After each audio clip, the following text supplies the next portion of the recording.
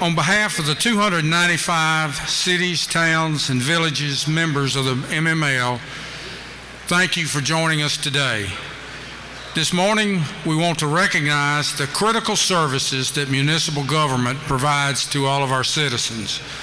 Water, sewer, police and fire protection, parks and recreation, and street infrastructure are just a few of the important services that make our towns our home. Our city leaders work hard to find the resources needed to give citizens what they expect and deserve. To kick off our special week, we are very proud today to have a special proclamation issued by Governor Phil Bryant declaring next week, January 15th through 21, to be Municipal Government Week in Mississippi. And I'd like to read that proclamation. Whereas municipal governments are the level of government closer to the people, and whereas municipal governments in Mississippi are administered for and by its citizens and are dependent upon public commitment to an understanding of their many responsibilities, and whereas municipal governments in Mississippi work 24 hours a day, 7 days a week to deliver vital services such as fire, police, and emergency response to ensure safe communities. And whereas municipal governments in Mississippi also provide services and programs and enhance the quality of life for residents such as parks, utilities, street maintenance, sanitation, libraries, community centers, and recreational programs. And whereas municipal government officials and employees share their responsibilities to pass along their understanding of public services and benefits, and whereas over 50% of citizens in Mississippi reside in a city, a town, or a village, and municipal governments play an essential role in the quality of life for these Mississippi citizens. And whereas Municipal Government Week offers an important opportunity to convey to all citizens of Mississippi what they can shape and influence government through their city involvement. Now therefore, I, Phil Bryant, Governor of the state of Mississippi, do hereby proclaim January 15th through 21, 2017 as Municipal Government Week. At this time, I would like to introduce to you Mayor Chuck Carrica, the mayor of the town of Tunica, to discuss our legislative agenda. Thank you, Jimmy, and thank everybody for being here today. Each year we come down to Jackson to visit with the legislators and to talk about the issues that we have on our local level, where we get a chance to visit with our constituents and bring those needs and concerns down here. This year, one of our top priorities are going to be trying to increase the sales tax diversion from 18.5% to over a period of time to get that back to 20%, where we can maintain our infrastructure, mainly our roads and bridges that we have in our cities that are not funded by state and federal government funds. Also, another priority we have is called the debt set-off. We've worked on that for the last couple of years, where past due fines and utility bills that we can get collected through tax refunds that before they go back to the citizens. A couple other agendas, we always like to bring note to the legislators that to increase the funding for small municipalities grant. That's another way that we can provide infrastructure for our citizens back home. And also to continue try to get the funding for the homestead exemption up to 100%. So that'll be our priorities for this year as we try to visit with our legislators and let them know our needs back home. So thank you.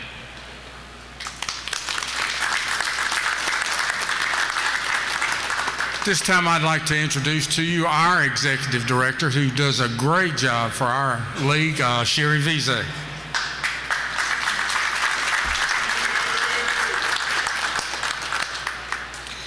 Real quick, I just want to say a few more things about Municipal Government Week. The Municipal League is sponsoring this activity. We want this to be an annual week each year where we take the time to really recognize, like Jimmy said earlier and like the proclamation said, that municipal government is the government closest to the people. You guys work 24/7 to provide very important critical services to your citizens, and next week is just a time to recognize the value that you bring to citizens' lives every day. The Municipal League has created a lot of information that our cities will be asked to try to use next week. One of the things that we will be doing on behalf of our 295 member cities is next week we will be running some ads in the major daily newspapers across the state. If you'll look at the easels that are portrayed, you'll see some of the ad copy that's been created, and all of these ads recognize some portion of municipal services that you're providing. So we'll be running those ads next week on your behalf. We also will be asking you to do some special activities in your city utilizing the toolkit. But I think the biggest thing to take away from this is this going forward will be an annual week where we will recognize local municipal government and how important you are to the lives of your citizens every day. So we're just so proud to have the proclamation from the governor. And again, going forward, we want this to be an annual event, and we appreciate all of you, all of our member cities who have already passed a resolution of support and who are going to try to do some special activities. We'll be utilizing social media a lot next week to tweet out and Facebook some of the great things that are going on in our member cities. So this is just the beginning of what we hope will be an annual way to recognize the value that you bring to your citizens. So thank all of you for being here and for participating in Municipal Government Week next week.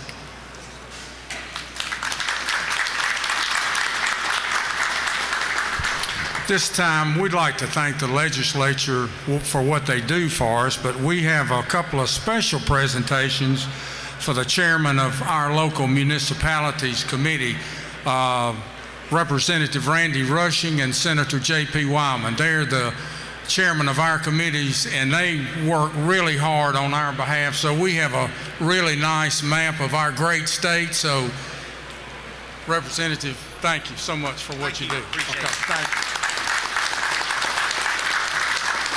I don't see Senator Wyman here.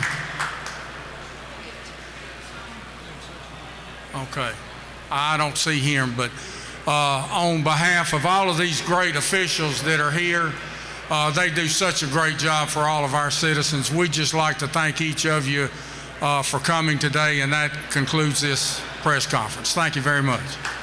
The Mississippi Municipal League provides services to member cities.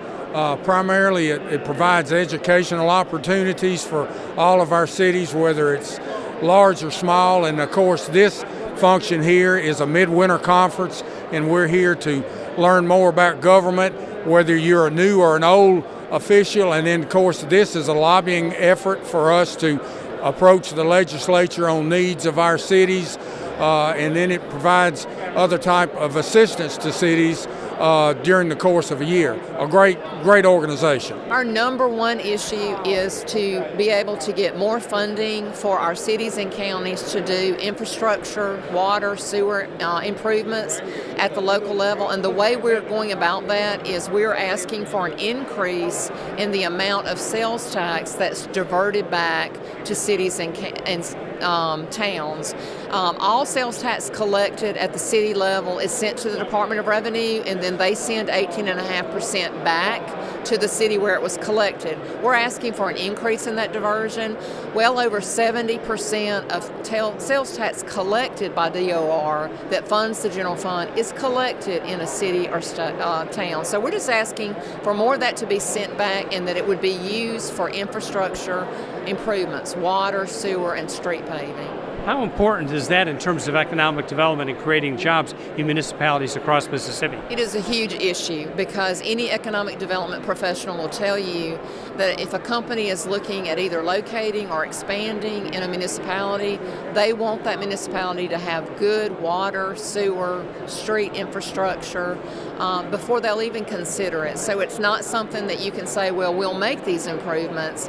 and then you'll come. The manufacturing companies, they want those improvements to be done now. So it's a huge economic development issue, and it would hopefully create jobs if a company was happy with the infrastructure and they located in a city or a town. Basically, this year we're looking at that increase that sales tax diversion from 18.5 to 20%. We're looking at that homestead exemption to maintain that level, and then the debt service. It's a way for us to collect those past due fines that maybe somebody's not paid a fine, and they would go in, and if somebody's got an income tax refund, that they could utilize that so we could collect some of those past due fines. So, how would the sales tax diversion help your city and town? It would greatly help us as far as infrastructure improvements with water and sewer and streets, and that could go for if it's a small city or even a large city. You know, it relates to economic development and just quality of life situations, because infrastructure throughout Mississippi and throughout the United States is deteriorating. What about the uncollected fines? How much is owed to your city? Oh, I'm sure for us well over $1 million. And if you ask anybody, it's substantial for everybody. So it's just another tool for us to collect. And part of that money is state money, because there's some fees associated with that. So I think it's a win-win situation for everybody for us to collect some of those past due fines. Tell us about the importance of the sales tax diversion to your community. That'll help bring more revenue into our towns from the citizens that are actually shopping in town and keeping more money at home for our local government to improve infrastructure that's much needed. What is the link between infrastructure improvement and economic development and creating jobs?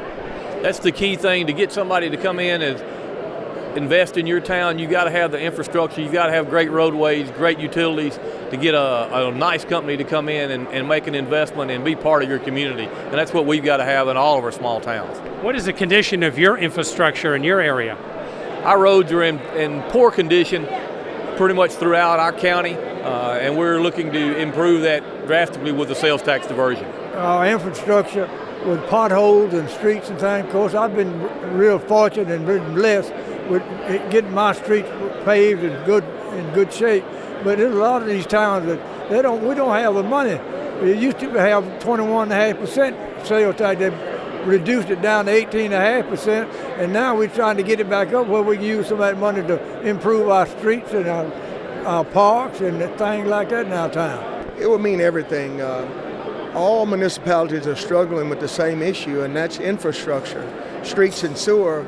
A lot of times constituents may not understand that it's not just about paving a road, that there's old infrastructures underneath that need to be repaired. So it would mean everything to get those revenues. We're always needing more funding for our infrastructure with the streets that need fixing, water and sewer. There's always a need for more and more income for us so that we can provide the services that are necessary. Tell us about the sales tax diversion. Well, we're seeking to raise the sales tax diversion from 18.5% to 20%, which is something we had many years ago, and we felt like that we needed to get that again. Hopefully the legislature will be able to pass that this year. What would that mean for cities across Mississippi? Well, obviously it would mean more income, help them with the shortages we have on the different projects we need to do. It's not a fix-all, but it is something that would certainly help us to be able to meet the needs that we need to do for our citizens. What's the link between the sales tax diversion and economic development and creating jobs? Well, there's a big link. When you're able to have good quality infrastructure and a good quality of life in your area, that promotes economic development. Economic development promotes more income for our cities, and so it's just a street that needs to go down so that we can promote what we're trying to do and get more people in our cities. I'm from one of the smallest villages left in the state of Mississippi.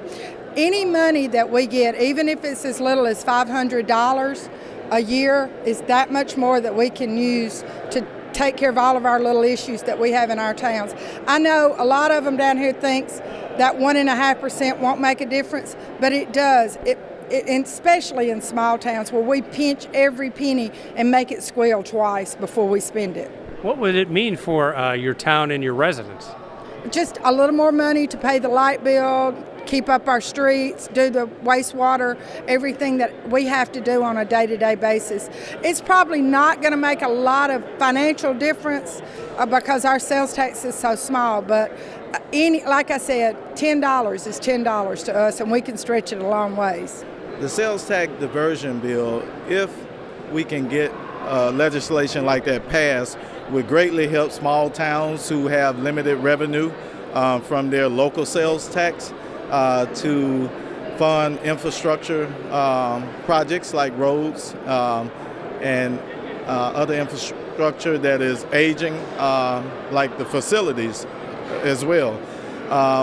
We're only asking for last year a 1.5% increase above the 18% that is diverted currently to cities and used for infrastructure. Given the fact that we have not been able to put forth a bill around state legislation to address age infrastructure, this is one way that the cities can beef up their local coffers to deal with the issues. Tell us, what is the state of infrastructure in your community? Well, right now it's not the best, and we just issued $1.5 million in bonds, which puts, of course, a strain on our debt services to do street paving and milling and put fire hydrants where needed to be to secure the safety of our citizens. But we can't do that without a strain. Issuing bonds is not the most desired way to be able to fund infrastructure upgrades. We're a real small town, but any dollars that can increase are is money that we can use toward infrastructure improvements. You know, we have a very small tax base as it is, and we can't increase the millage rate enough to cover infrastructure improvements. So our only option would be a sales tax, increasing the sales tax diversion. And so it would, the few thousands of dollars a month would really make a difference for us. Tell us about the state of infrastructure in your community. Well, we have 60-year-old sewer and water lines that are deteriorating, and as this summer we had such dry weather, we had multiple problems. And the competitive grants, you know, every town is facing these infrastructure with water and sewer across Mississippi, and there's only so much grant money to go around, and we've got to find new ways of revenue to be able to replace this infrastructure. You know, we're at the basic level of government to have to provide the basic services, and we've got to have a stream of revenue to do that. It would help to get a lot of vacant houses cleaned up. It would mean a lot to the vacant house, get it cleaned up. Park hole, paving street, you know, it mean a lot for a small town like we have. Having better streets increases traffic. It makes citizens feel a lot better about how their dollars are being spent, because a lot of them feel that because they're paying taxes, it should be enough. But it would bring traffic in, it would cut down on the constituents' vehicle repair costs, tires, shocks, and what have you. So I think it's more or less from a standpoint of bringing people into the community and having those people who live within the community have good roads to travel on. The debt set off, and what that is where someone owes past due fines or past due utility bills that has skipped out on us. We can collect that through their income tax refund. We're working with the Department of Revenue and hopefully can get that passed through to help us as well to generate more revenue. Just how much money are we talking about statewide for municipalities? I can't say statewide, but for our small town, that's a little over $500,000 if we could collect our past due fines on the books. And the thing about it, a lot of that money belongs to the state because of the assessments from fines. So we'll be collecting part of the state's money as well, and will help their budget as well. There's a special week now in January devoted to municipalities. Tell us about some of the success stories that municipalities have created throughout the state. Next week, we will be doing our first annual Municipal Government Week in Mississippi. And so we're going to be asking our cities and towns to do some special activities at the local level with their school systems, open house at City Hall, writing letters to their editor about the value that that cities bring to citizens' lives. I think they're so often taken for granted, but there are critical services that these cities and towns have to work 24/7 to provide to their citizens: water, sewer, police and fire protection, parks, libraries, so many things that provide quality of life for their citizens. So we're just going to do some extra activities next week. We'll be Facebooking and tweeting it out just to get the awareness out there about what goes on in a city every day. I think it's a great way to tell people what municipalities do. If you need, municipalities protect people, you go to the library, you go to the park, but I don't think everybody knows exactly what a municipality does for them. So I think it's a great way to re-emphasize that and tell people what their city does for them. So I think it's great. Our towns and our cities throughout the state pepper the state of Mississippi, and they are a large driving force. That's where our sales tax money comes from in the state. And as they do well and they prosper, the state prospers. We receive more sales tax to spend. So our towns and our cities are an economic engine for our state. Our budget it contributes a large part of the funds that we have to spend each year. Our towns and our cities are where the majority of our people live, and that's where our local governments have a direct contact with our people and have a large influence on their lives.